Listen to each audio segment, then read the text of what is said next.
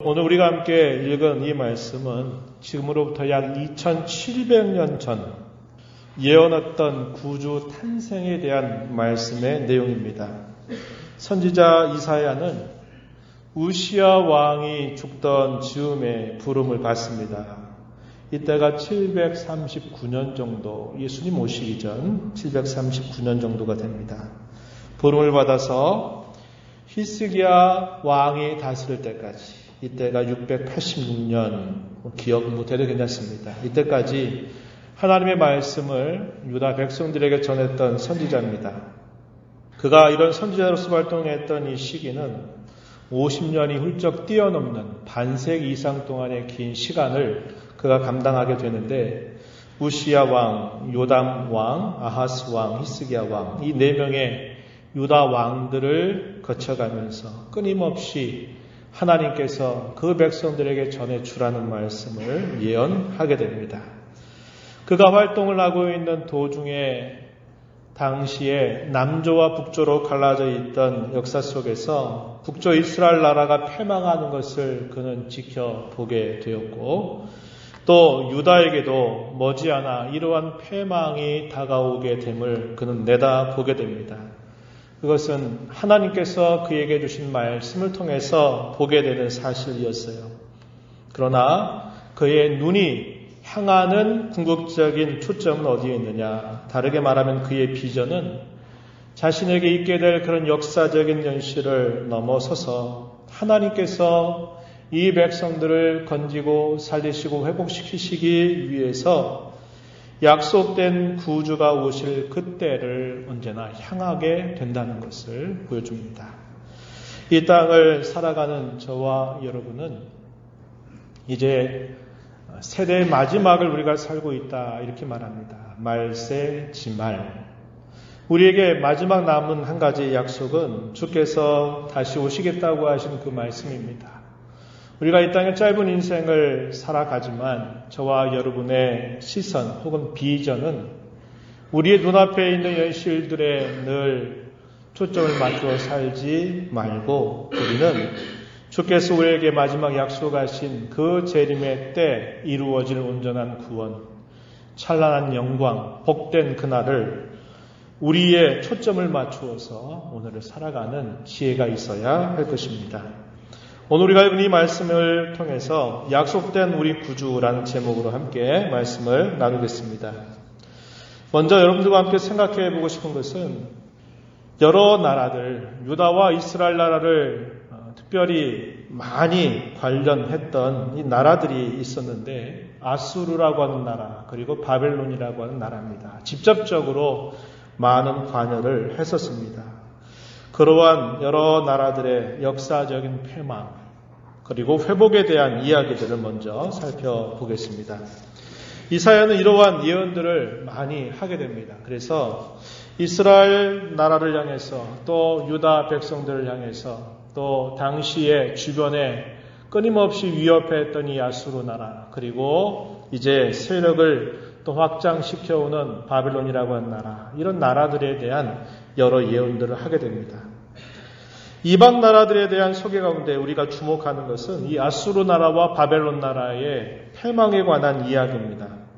이사야서 8장 9절로부터 10절 말씀, 조금 우리가 읽은 말씀 앞으로 가서 보면은 아수르 나라의 패망에 대한 예언이 선지자 이사야를 통해서 전달됩니다. 너희 민족들아, 함성을 질러 보아라. 그러나 끝내 패망하리라. 너희 먼 나라 백성들아, 들을지니라. 너희 허리를 동이라. 그러나 끝내 패망하리라. 너희 허리에 띠를 띠라. 그러나 끝내 패망하리라. 끝내 패망하리라. 끝내 패망하리라. 이 말을 한 구절에서 3번씩이나 반복하는데, 이 1차적인 대상이 어느 나라냐면 아수르 나라를 향한 패망의 메시지입니다. 왜 그들이 끝내 패망하게 될 것이냐, 그 이유를 설명해 주는 말씀이 바로 이어지는 구절 10절에 표현됩니다. 너희는 함께 계획하라. 그러나 끝내 이루지 못하리라. 말을 해보아라. 끝내 시행되지 못하리라. 왜냐? 이는 하나님이 우리와 함께 계심이니라. 하나님 우리와 함께 계신다. 이걸 다른 말로 뭐라고 표현합니까? 임마누엘이라고 표현합니다.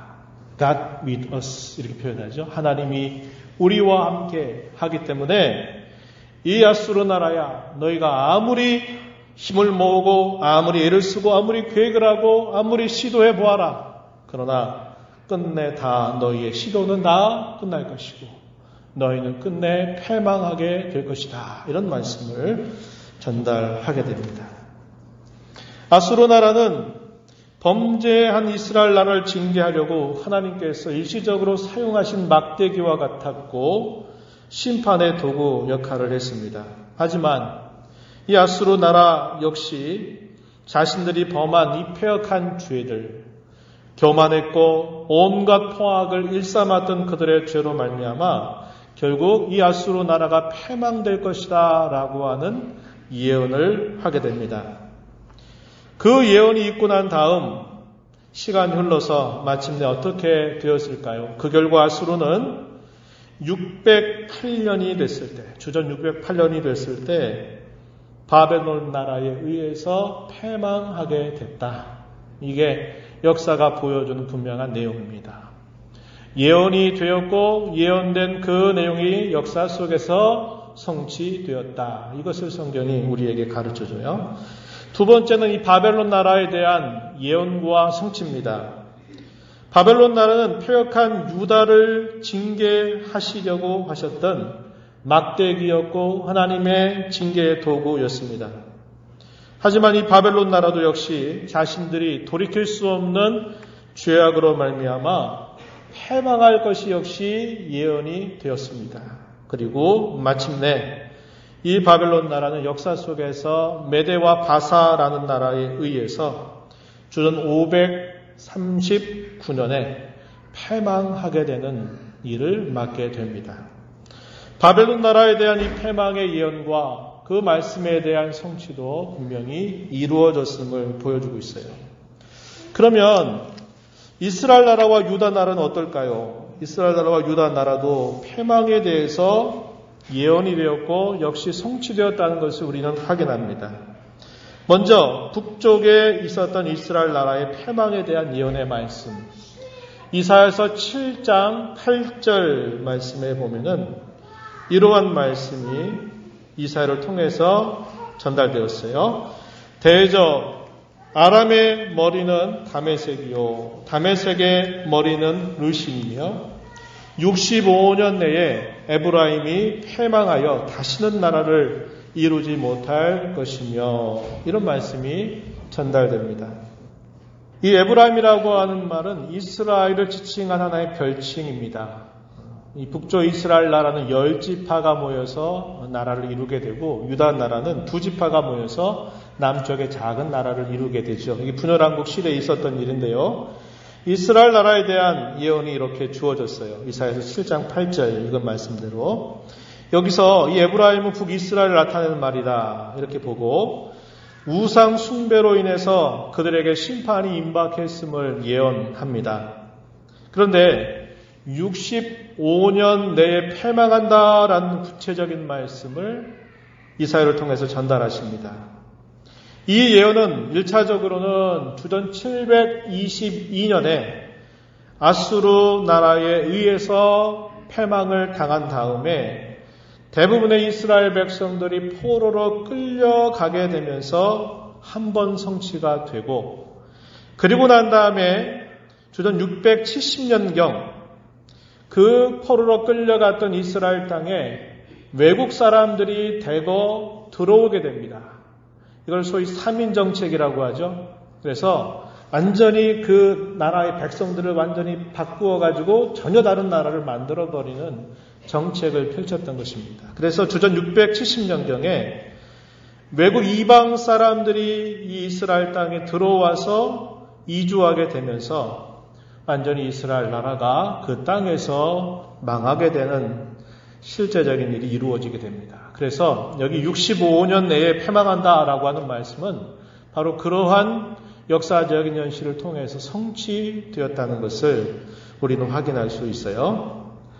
유다 나라에 대한 말씀도 역시 선지자 이사야를 통해서 전달됩니다.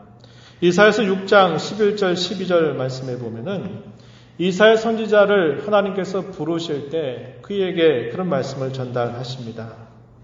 주께서 그 백성들을 심판하시겠다, 징계하시겠다는 말씀을 하니까 이사야가 묻습니다. 여호와 하나님, 언제 이런 일이 있겠습니까? 라고 묻자 주께서 이사야에게 대답해 주십니다. 성읍들은 황폐하여 주민이 없으며 가옥들에는 사람이 없고 이 토지는 황폐하게 되며 여호와께서 사람들을 멀리 옮기셔서 이 땅 가운데 황폐한 곳이 많을 때까지니라. 이렇게 하나님께서 이사야에게 답변을 하시게 됩니다. 이것은 유다의 패망에 대한 말씀이에요. 그 말씀이 언제 주어집니까? 이사야를 선지자로 부르시는 그때에 유다 나라가 이런 일을 겪게 될 것이다 라는 말씀을 그가 받게 됩니다. 그리고 이 예언의 말씀대로 마침내 유다 나라도 결국 바벨론 나라에 의해서 패망하게 되고 3번에 걸쳐서 포로로 끌려가게 되는 아픔을 맛보게 된 것입니다. 이와 같이 아수르 나라든지 바벨론 나라든지 심지어는 하나님의 백성이라고 부름받은 이스라엘이나 유다 백성들도 이 패망에 대한 예언들이 주어지고 마침내 그것이 역사 속에서 실현이 됐다는 것을 우리는 확인합니다. 그런데 여기서 우리는 차이점을 하나 발견해요. 그 차이점은 뭐냐? 이방 나라는 패망하고 난 다음에 그대로 끝나버리게 됩니다. 그러나 하나님의 백성들, 이스라엘과 유다 백성들은 다시 패망을 당하지만 회복된다라는 것이 분명한 차이점이에요. 이스라엘 나라나 유다 나라, 그리고 아수르 나라나 바벨론 나라가 역사 속에서 패망하게 된 이유는 단순합니다. 동일합니다. 그게 뭡니까? 하나님께 대한 죄 때문에 결국 심판을 당하게 되었다는 겁니다. 그러나 역사적으로 보면 아수르와 바벨론은 역사 속에서 그들의 자취를 남긴 채 사라져 버리게 되지만은 이스라엘과 유다는 다시 회복되었다는 것이 분명한 차이가 있다는 겁니다. 그렇다면 이 유다와 이스라엘 나라가 어떻게 다시 회복이 되는 일을 맡게 됐을까요? 이것은 그들 백성들이 뛰어난 백성들이기 때문에, 지혜로운 백성들이기 때문에, 그들이 힘이 있는 백성들이기 때문에 다시 회복되었다라고 말해주지 않아요. 그것은 오직 하나님께서 그들을 다시 회복시켜 주셨기 때문이라고 성경은 가르쳐 줍니다. 그것이 하나님께서 이미 선지자들로 하여금 그 사실이 벌써 약속되었다는 겁니다. 예언되었다고 한 겁니다. 그들의 패망도 예언되었고 패망 이후에 그들이 다시 회복될 것도 하나님께서 그들에게 약속하셨기 때문에 그 하나님의 약속으로 말미암아 그들도 똑같이 패망을 당하게 되었지만 다시 회복되는 일을 그들이 맡게 되었다고 이야기해 주는 겁니다. 이걸 좀 더 자세하게 우리가 생각해 본다면 하나님께서 왜 이 이스라엘과 유다 백성들에게는 이런 회복을 주시겠다고 약속하셨느냐? 좀 더 구체적인 이유는 하나님께서 이들에게 구주를 보내시겠다고 약속하셨기 때문입니다. 다시 말씀드리면 하나님께서 그들을 통해서 세상을 구원할 메시아 그리스도를 구주를 그들에게 보내시겠다고 약속하셨기 때문에 그들이 다시 회복되는 놀라운 은혜를 입게 되었다는 것을 우리는 알게 되는 것입니다.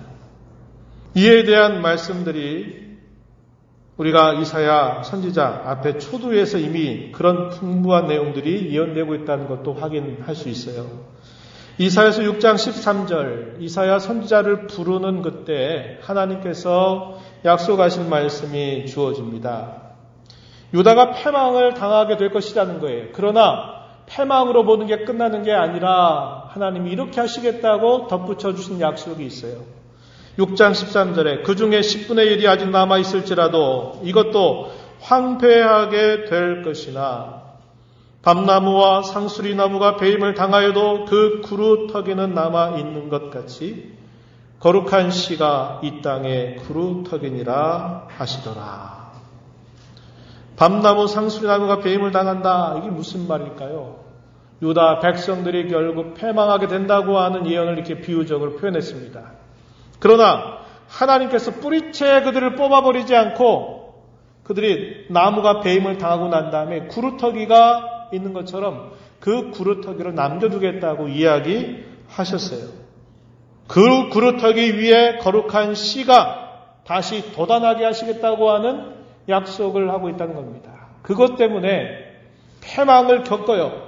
범죄 때문에 패망하게 되지만 패망 이후에 다시 그들이 회복되는 일을 약속받게 되었다는 거예요.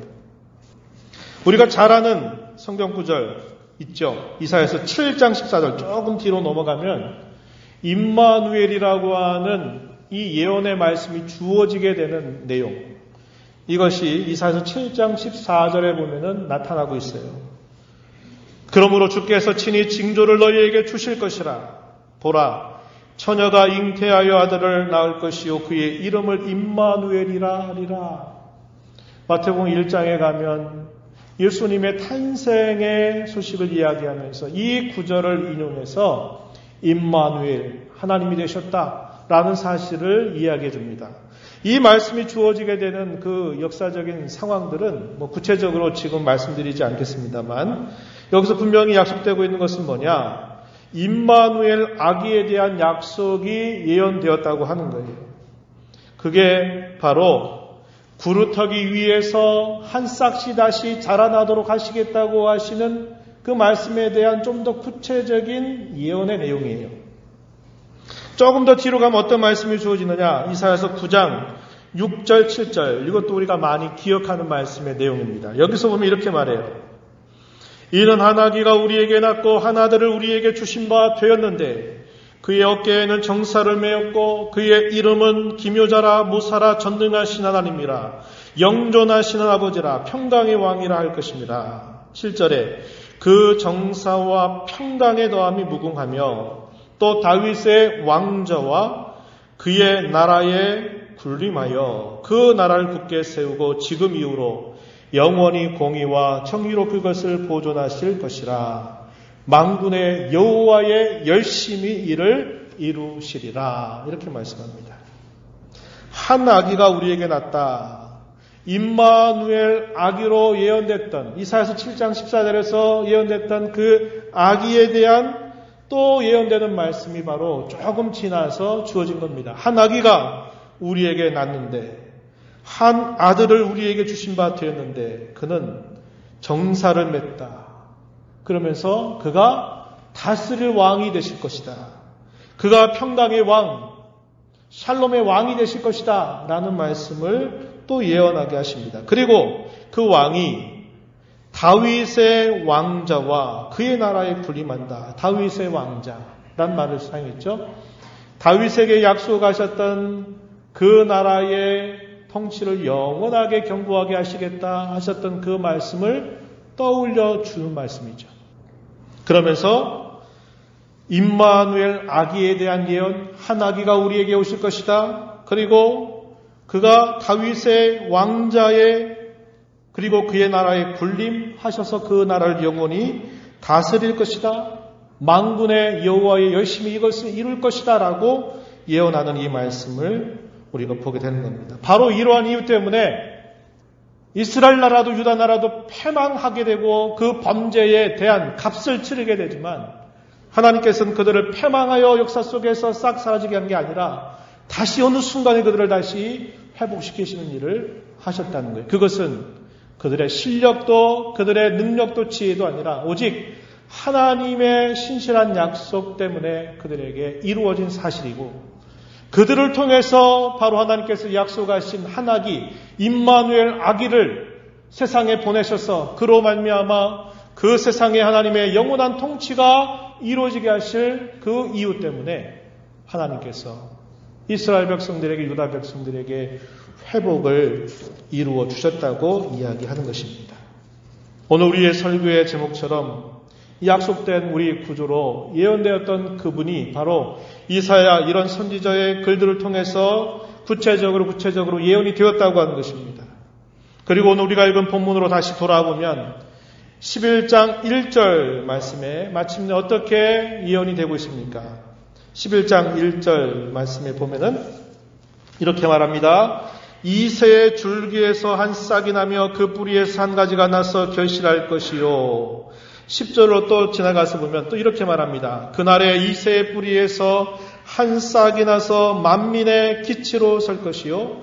열방이 그에게로 돌아오리니 그가 건 곳이 영화로우리라. 이렇게 말씀합니다. 이새의 줄기, 다윗의 왕자의 군림하겠다라고 예언했던 그 말씀이 조금 뒤로 와서 또 구체적으로 다시 예언되는데 이새의 혈통에서 이새의 가문에서 한 싹씩 날 것이다 이렇게 이야기합니다. 여기 이새의 줄기라는 말은 다른 말로는 구루터기를 말하는 거예요. 우리가 아까 이사야서 6장 13절에서 밤나무 상수리나무가 배임을 당하여도 구루터기가 남아있는 것처럼 할 때 구루터기라고 하는 말을 여기서 그대로 사용한 겁니다. 이새의 구루터기에서 한 싹씩 나며 그 뿌리에서 한 가지가 나서 결실할 것이다. 이렇게 구체적으로 예언이 된 겁니다. 참으로 놀랍습니다.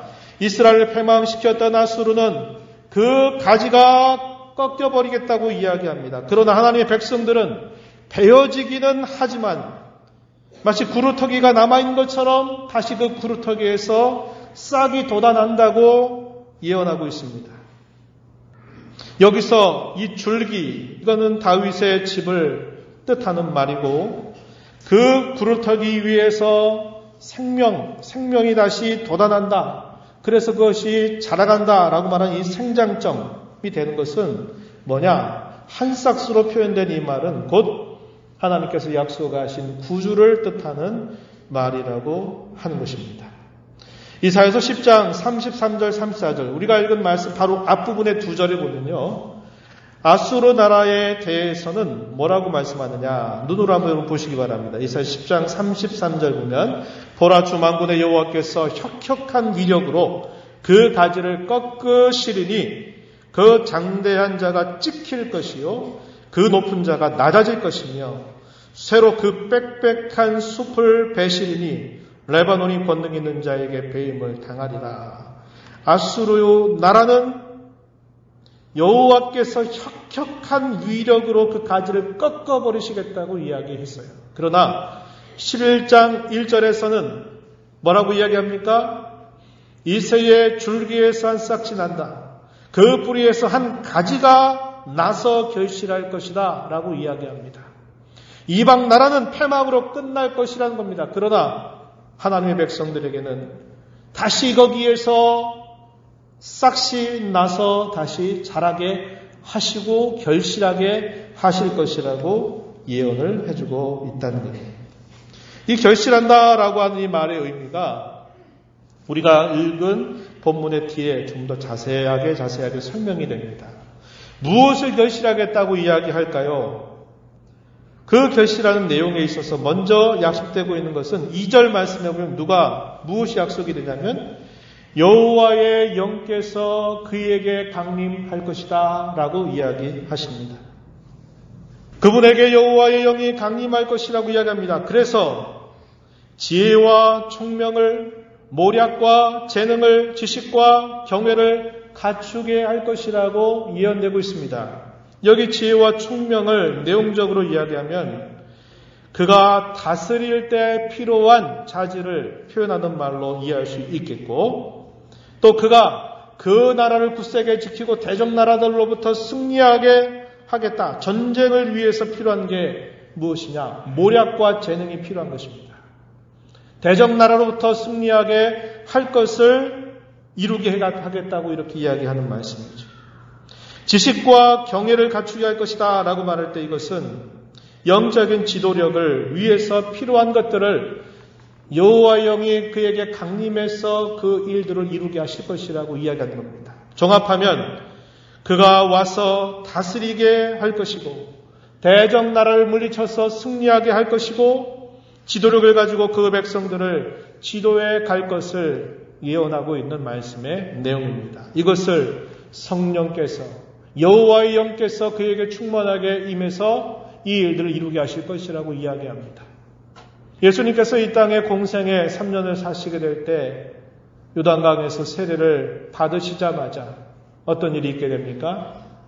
성령께서 그의 위에 충만하게 임재하시면서 이 공생의 사역을 감당하시게 됩니다. 그래서 천국 복음을 전파하시고 죄로 인하여 또 연약하고 병에 걸린 자들 또 치유하는 그런 역사를 주님께서 이루어 주시게 되고 또 천국의 복음을 전파하시면서 사단의 세력들을 물리쳐 가시는 그런 역사를 주님이 이루어 가시는 것을 우리는 기억합니다. 어떻게 다스릴 것인가에 대한 말씀이 3절로부터 5절 우리가 읽은 말씀에 표현되었는데요. 눈에 보이는 대로 심판하지 않을 것이다. 귀에 들리는 대로 판단하지 않을 것이라고 이야기합니다. 공의로 가난한 자를 판단하실 것이고 정직으로 겸손한 자를 판단하실 것이라고 예언하십니다. 그의 입의 막대기로 세상을 칠 것이고 입술의 기운으로 악인을 죽일 것이라고 말씀합니다. 그리고 5절에 보면 먼저 3절 거기 보면 여호와를 경외하는 것을 즐거움으로 삼으실 것이고 공의를 허리띠로 삼으실 것이며 성실을 그의 몸의 띠로 삼을 것이라고 5절에서 이야기하십니다. 그가 그러한 왕으로 다스리시면서 그가 나타내실 열매에 대해서 분명하게 예언되고 있는 말씀이 나타나고 있어요. 예수님께서 이 땅에 오셔서 그의 나라가 함께 임하게 되었고 그 나라에서 주님이 하신 일들이 이렇게 약 700여 년 전 조목조목 선지자 이사야에게 예언되어 있었다라는 것을 우리는 본문 말씀을 통해서 확인하게 된 것입니다. 그러한 일로 인해서 마침내 결실하게 될 궁극적인 것들이 뭐냐라고 말할 때 우리가 읽은 본문 조금 뒤에서 계속적으로 자세하게 예언되고 있습니다. 잠시 소개하면 첫 번째는 뭐냐면 6절로 8절 말씀해 보면 죄로 어그러진 창조 세계를 그가 회복시키실 것이다 라고 예언합니다. 죄로 말미암아 부패와 타락과 썩어짐의 종로를 타고 있는 이 창조 세계를 그가 마침내 다시 회복시킬 것이다. 이렇게 이야기하고요.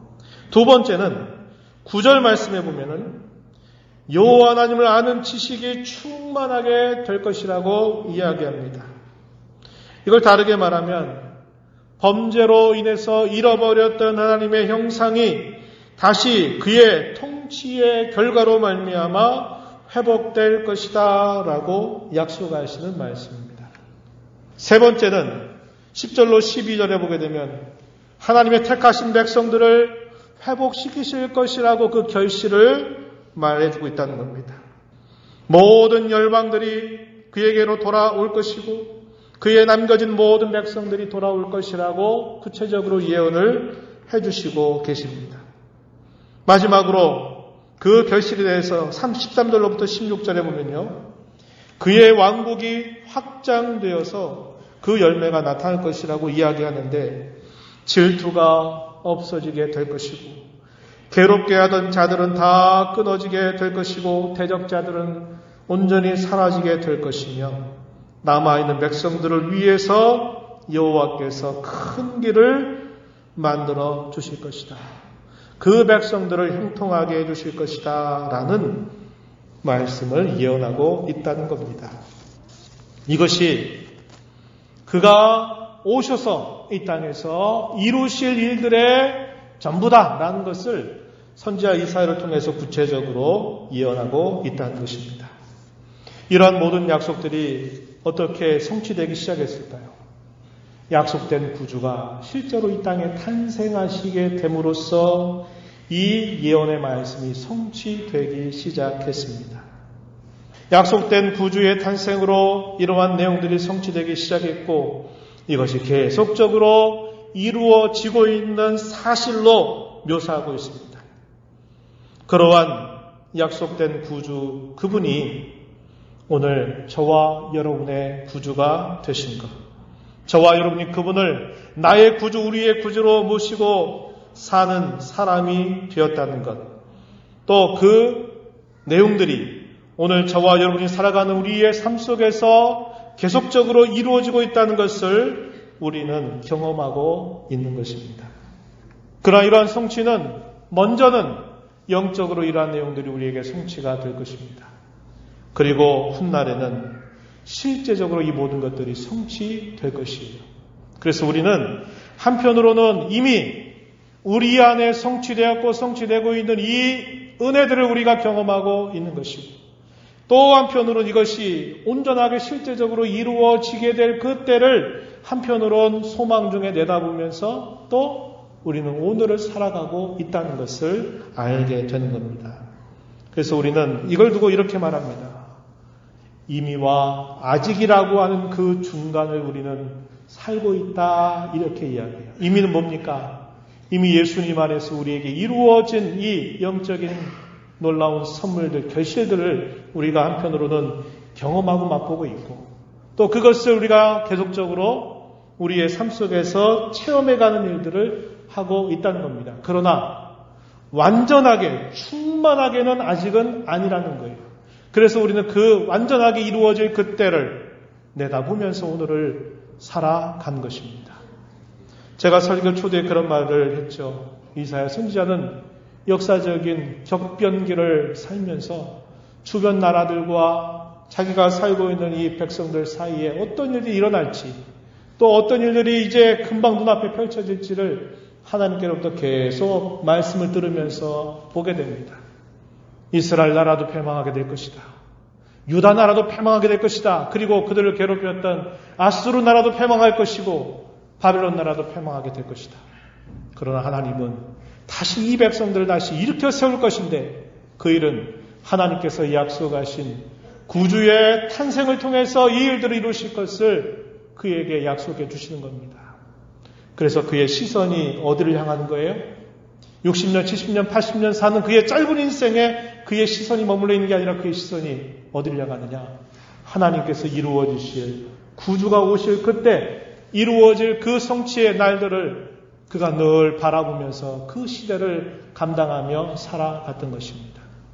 오늘 저와 여러분에게는 더 가까이 다가왔습니다. 왜 그럴까요? 이미 우리 안에 성취된 이 사실이 이사야가 보고 바라봤던 것보다 더 충만하게도 많은 걸 우리가 경험하고 있기 때문에 그러합니다.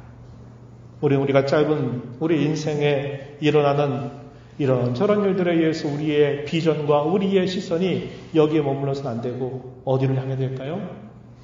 우리에게 이미 성취되었고 성취되고 있지만 온전하게 성취가 될 그 날을 우리가 바라보고 거기에 비전을 품고 오늘 우리의 시대를 우리가 믿음으로 감당하며 살아가야 될 것을 우리는 배우게 되는 것입니다. 말씀을 맺겠습니다. 약속된 구주께서 인류에게 오셨습니다. 그리고 그분은 우리에게, 나에게, 오늘 저와 여러분에게 성탄의 구주가 되셨습니다. 임마누엘의 주님이 되셨습니다. 2000년이 지난 지금 저와 여러분에게 찾아오셔서 임마누엘의 구주가 되신 이 은혜를 우리는 마땅히 감사하고 마땅히 경배하고 마땅히 찬양을 드려야 함을 배우게 됩니다. 이러한 주님을 우리 마음 깊은 곳으로부터 높이 찬양하고 경배하는 저와 여러분이 되기를 바랍니다. 또 한 가지, 하나님의 약속은 반드시 이루어진다는 사실입니다. 장차 우리에게 이루어 주실 그 날을 우리는 소망하며 오늘을 믿음으로 힘써 살아가야 한다는 것입니다. 저와 여러분이 살아가는 신앙의 여정들 속에서 크고 작은 많은 일들이 계속 일어나게 될 겁니다. 만나게 될 것입니다. 또 그런 일을 당하기도 할 것이고 겪어가기도 할 것입니다. 그러나 기억하십시다. 하나님의 약속은 반드시 이루어진다는 것을. 우리가 패망을 당하는 것처럼 같고 쓰러지는 것 같고 넘어지는 것 같은 현실을 만나지만 그것이 끝이 아니라 우리를 다시 어떻게 하실까요? 주 안에서 우리를 다시 일으켜 세워주신다는 것을. 7번 넘어져도 다시 8번 일어나게 하시는 은혜를 나에게 반드시 주신다고 하는 이 확신을 가지고 오늘 믿음으로 힘써 살아가자고 하는 것입니다. 이런 은혜가 우리 모두에게 함께하기를 축복합니다. 하나님 아버지 감사합니다. 약속된 구주가 2000년 전 이 땅에 탄생하셨습니다. 그 약속하신 모든 내용들이 이루어지기 시작했고 이제 이루어질 최종적인 날을 바라보고 있습니다. 구주께서 오늘 저희 모두의 구주로 이 땅에 오신 것을 알게 하시니 감사합니다. 구원받은 이 기쁨, 감사, 이것을 늘 하나님 앞에 찬양으로 올려드리는 복된 삶을 살게 하여 주시옵고 저희가 이 땅에 사는 동안 하나님의 말씀은 반드시 실현되고 이루어질 것을 신뢰하며 우리가 7번 넘어져도 8번 다시 일으켜 세워주실 그 회복의 약속을 부여잡고 믿음의 걸음 힘써 걸어간 우리 모두가 되게 해 주옵소서. 예수님 이름으로 기도하옵나이다. 아멘.